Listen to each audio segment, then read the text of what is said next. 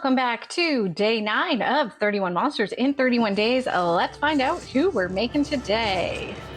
We are making Frankenstein's monster, a classic. Let's get our stuff and get started. While we're sketching out the plan and making the basic blob shape that all the monsters in this series are built off of, I'm going to give you a bit of a history of Frankenstein's monster and why I included him in my monster list. If you want it, I give you a detailed breakdown on how to make the basic blob shape in this video. It's linked in the description. Frankenstein was famously written by Mary Shelley when she was just 19 years old and published in 1818. The name Frankenstein refers to the monster's creator. In the book, the creature is never called Frankenstein, but over time, the name has been transferred to the unnamed monster in pop culture. So in this video, you might hear me call the monster Frankenstein or Frank. I know Frankenstein is the name of the doctor. The iconic green skin and neck or head bolts we've become familiar with originated from Universal Pictures' 1931 film Frankenstein. Actor Boris Karloff's portrayal of the flat-headed, stitched-together giant in a tattered suit with a lumbering gait influenced every image of Frankenstein that came after.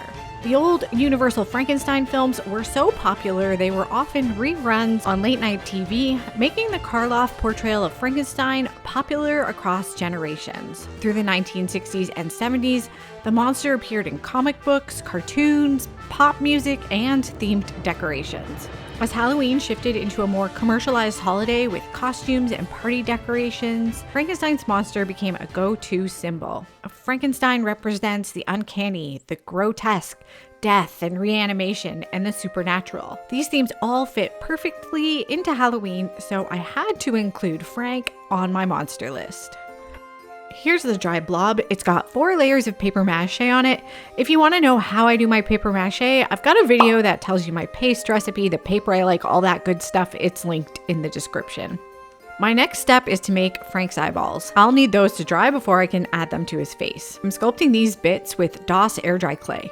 This clay is a lot of fiber and I really recommend it for a project like this. I'll leave a link for this clay and my other supplies in the video description.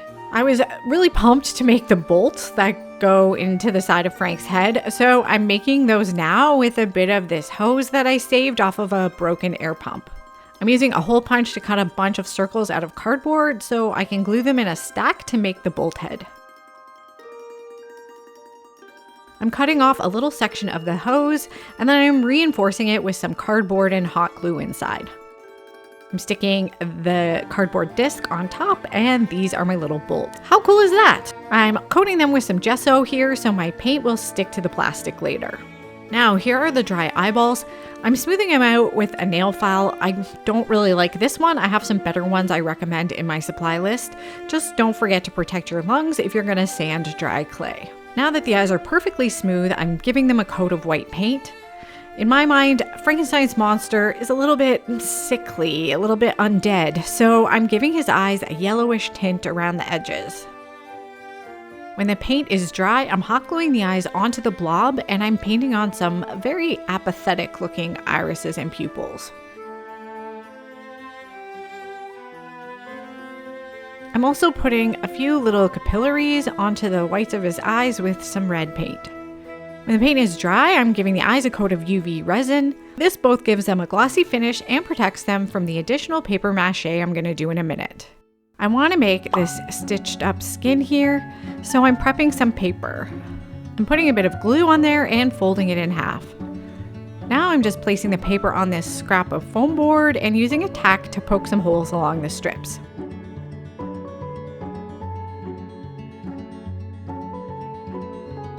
Now I'm using a tapestry needle to sew some waxed cotton cord through those pre-poked holes. When I tried sewing the paper without poking the holes first, it ripped, but poking the holes first worked really well. Now that I've got that all sewn up, I'm painting a black stripe on his forehead, then coating the stitched up strips with paper mache glue and pasting them onto the forehead over that black stripe. I've never tried this technique before, but look how well that worked. Prepping his little nose now. I'm using a little scrap of this foam flooring mat. I'm just using some scissors to trim it into the shape I want. I'm gluing on some little nostrils there. I'm gonna set this aside for a minute and make his ears. I'm making his ears in the same way that I've made the ears for a few of the monsters in this series already. I'm cutting a C shape out of a cereal box, slicing a little dart in there to give it some shape, then bulking out the edges with a little twist of aluminum foil. I'm hot gluing these onto the sides of his head and covering them with a couple coats of paper mache. Now I'm going to start making his face. I'll start with the upper eyelids. I'm folding some of my brown paper a few times to thicken it up, then I'm placing it over the top of his eye, being careful not to go over all that stitching I did earlier. I'll make the lower eyelids in a similar way, folding the paper to thicken it up, then wrapping it around the lower bit of the eye. I want to give him some bags under his eyes, so I'm wadding up some extra paper and sticking it under there. Then I want it to look like his skin is maybe a little bit too big for him, like Dr. Frankenstein borrowed it from somewhere else and it didn't quite fit right. So I'm scrunching up the paper to make lots of wrinkles and sagging under his eyes. I'm making his lips in a very similar way to the eyelids. For the lower lip, I'm thickening up the paper with a bit of glue-soaked paper towel. I put a little twist of paper towel in there and folded it up inside, then placed it on his face and gave him a miserable little pout. I'm using some more paper to give him some frown lines and a saggy little chin. Frank is one of the few monsters on our list who wears clothes, so I'm giving him a mock shirt collar by backing a long glue-covered strip of paper with some glue-soaked paper towel to thicken it up a bit.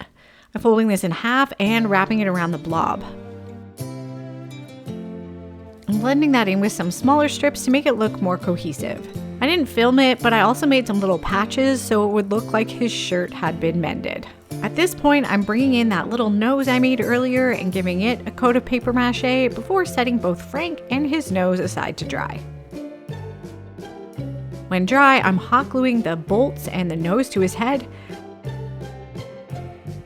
and then doing a final tiny bit of paper mache over both of those to blend them into the sculpture. This doesn't take very long to dry at all, so I can move right on to painting. I'm masking off his little shirt because I'm going to use a makeup sponge to pounce the paint on there. I like that the brown shows through underneath and that all the little edges of the paper add to Frank's patched together look. I'm brushing in some darker green lowlights, but I'm keeping his paint job really simple. The bolts are getting base coated in black. I'm sponging brown paint onto his shirt area and using some additional shades of brown on the patches. Finally, I'm dry brushing some silver paint over the bolts and doing some teeny tiny silver highlights on his head stitching. Now I'm going to use some faux fur to make his hair. I like to cut my fur into strips. I just find it's a lot easier to work with this way. I'm using a fresh craft blade to slide through the backing fabric of the fur. In my experience, this is the best way to do it to limit the amount of loose hairs everywhere. Cutting with scissors is a lot more messy. I hot glue the strips onto Frank's head, finishing with a small patch on the tippy top. At this point, his hair was a little too fluffy looking, so I'm using a bit of my paper mache glue on my fingertips as a little bit of hair gel to get his style under control. And here's our finished Frankenstein's monster. How do you think I did? Let me know in the comments. If you think I did a good job, please give this video a like and hype it up if you wanna. Since I'm a smaller channel, anytime you interact, it really helps me out because it tells YouTube this video is worth watching. I appreciate all your interactions and I try to reply to every single comment. Make sure you're subscribed so you don't miss tomorrow's video. I'll post it ad-free and maybe early on Patreon. Thanks so much for watching to the end, and I'll see you tomorrow.